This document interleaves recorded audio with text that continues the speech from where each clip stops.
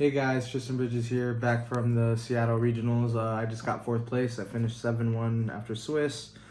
I played I think it was 2 Sprite decks. I played a Kashtira deck. I played 2 Tier Mirrors. I played Sword Soul, which was my loss.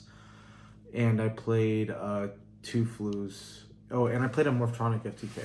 So yeah, somewhere like that. I played a lot of weird matchups over the weekend, but I played the best deck. I played Tearlaments, obviously. So yeah, shout outs. I'm gonna give a big shout out to the Mighty Nine chat. Shout out to Griffin, Logan, Manav, and Darren. They all pretty much helped me make the deck, and we tested and theorized the deck. Since for the last couple weeks. So shout outs to them. This is some of the ideas we don't really agree all together, but it's kind of the same theories. So yeah, I'll show you what I chose to play. So to start off, I played 3 Merly, 3 Have, 3 Sheeran, 2 Rhino Heart. Don't want to clog on this. Then I played the Shuffles, the 3. I still played 3 of this. I think this card's really important in the mirror match because in the mirror match you have to you get to, if they start off with Keldo dump a mill and they go trigger the mill effect. If you have Kelbeck, you can go your Kelbeck to bounce their shuffle. Usually they'll add the other shuffle back, so that means they have 2 in their hand, which means there's only 4 in their deck, and they're gonna mill 5, so they have a less likely chance to hit their shuffle backs off the mill 5, and it becomes like a who can mill who better, but your mills are obviously favored in those mill 5s. So that's a play I like doing over the weekend. I played the last one I played was a Guido. I only played 1. Some people are like, well, you should probably max out on it, and I get it, why you would, but I just wanted to fit other cards in my deck, and I didn't really want to go over 41. I think with having this, it just really messes up the math. And so, even going to 41, I was really hesitant, but my 41st card was a second Scream, which helps, me start, and it helps my mill quality, so that's why I did that. But, yeah, I only did 1 Agido. And it's also really good with the play when you dump it off the Keldo and then you search and then you go Kelbeck mill 5 and then you Agido and you start with 3 level 4s. That plays really good too. And it's also against the rogue matchups you wanna mill from the deck. So yeah. And the last ones I played were Herald of the Orange Light because obviously I'm playing all these fairies. I might as well play it because when you draw it, it's the nuts. And also I play Baron, so it helps me make it, just like this card. This Diviner also helps me make Baron, but the thing I like about Diviner, and shoutouts to Darren because he convinced me to play it, is that this is a level 2, it's a level 4, it's a level 6. So this card can be anything you need it to be. It can make Dweller, it can make Beatrice, it can be Baron. This card just leads to a lot of things. So yeah, I really liked it, and plus it's a great mill because you can just summon it on your opponent's turn to dump the shuffle backs, or you can, if you Dweller them, you can also summon it back and send a Kelbeck or an Agido, and then you both mill 5, which is great. So yeah. Kind of for my defensive cards, I didn't choose board breakers. I chose to play other kinds of hand traps since I was maxing out on Kelbeck, and I felt like since I'm already maxing out on Kelbeck, then I should max out on the others. So I did 3 Magnamut, it's necessary, 3 Druis Worm, and I did 1 Serener. This is just for the math because there's chances where you can draw this, you want to draw all 3 names. And so you didn't want to clog on them, and also against other decks you wouldn't want to draw these cards. So I chose this because I felt in my game 1s, if it's Flu and they just open Rabina or whatever, I'm just gonna scoop anyway. So I don't really go into time against those decks, but the mirror match I have to guarantee my game 1s, and so that's why I chose the Bestial package. I needed more chances to win going second, because I felt when I went first, I pretty much won every time. Which is not true, but I feel I had a better shot when I went first to win. Anyway, I did 4 field spells, obvious, instant fusion.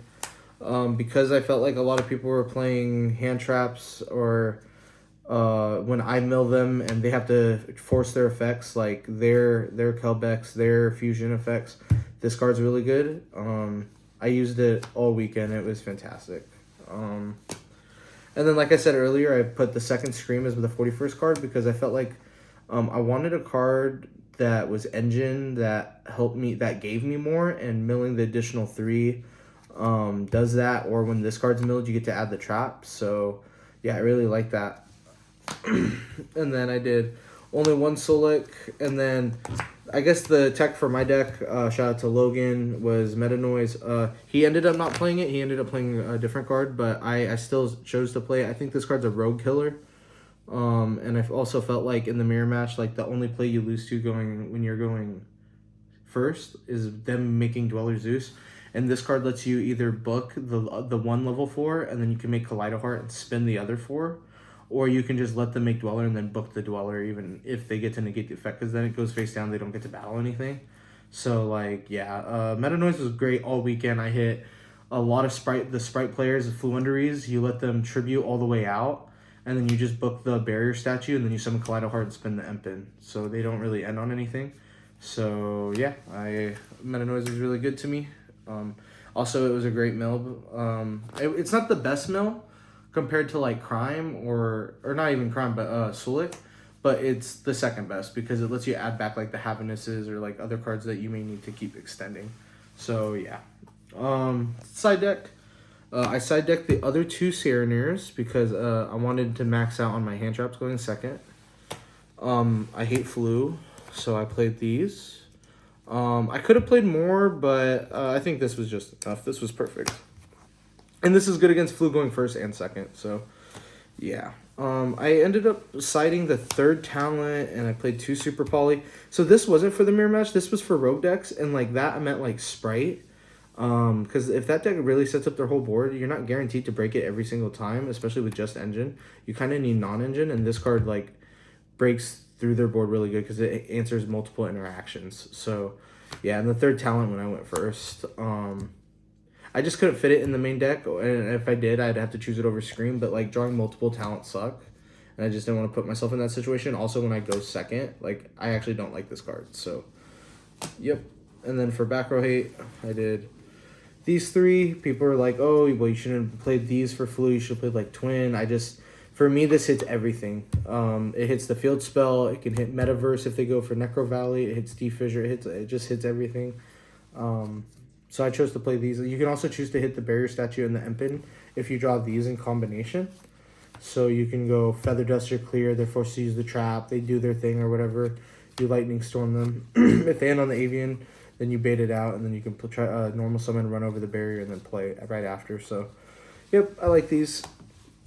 I did 2 Imperm because that's all I had room in my side deck for. And for the siding pattern purposes, but this came in like every time I went second. Card was good all weekend. Nothing else to say. And my last side deck card was Crime. I played Crime because it was just a terrible card drawing going second. And I think game 1 its effect to add back from the banish pile, like for let's say Kit, what people say for cherries or whatever, or like sending this for Haviness when you're going second. I just don't think that's really happening very often. So, yep. Just sided it in when I went first. 3 tokens. So I did standard extra deck, Dark, Elf, Sprin. I did for fusions, I did the typical kit, Rulu, Kaleido, Draco Stapelia, Garura, Muddragon. If you make this going, when you're going second, so when you're playing on turn 0, and you make Muddragon and Kit, you win the game. You can't lose. It's incredible because you cut off your opponent's kit, and at the same time you resolve your kit, and they can't touch your board because of this, and because they can't touch your board, you just get to start with a lot of resources. Like my round 7 opponent, I started my turn with 4 monsters, and I destroyed their board, so they only had like 2 fusions, but I had 4 monsters, and I was able to blow through their entire board without even having to commit a summon yet. So, yep. And then for the extra deck, I play Dweller, I play Baguska, I play Time Thief, I play Beatrice over Wallow because this card lets your engine keep going, or you could send the fairy you need. I did Zeus because it's the best. It's the best way to win in the mirror match going second, in my opinion, with Dweller. And I played Baron because my end board consists of the Elf, the Baron, and the Dweller. This is my end board usually, so yeah, I really like it's unsuper polyable, and that's why I think super poly is kind of bad because if people make this board, it's just irrelevant. And Baron's just like this card was just so good all weekend. My final shout out is to Paulo. He helps me a lot, so just wanted to give him a shout out. So yeah, that's the deck. Thank you to JNC. Thank you guys for posting this deck profile, and hopefully I'll see you guys soon. Thank you so much.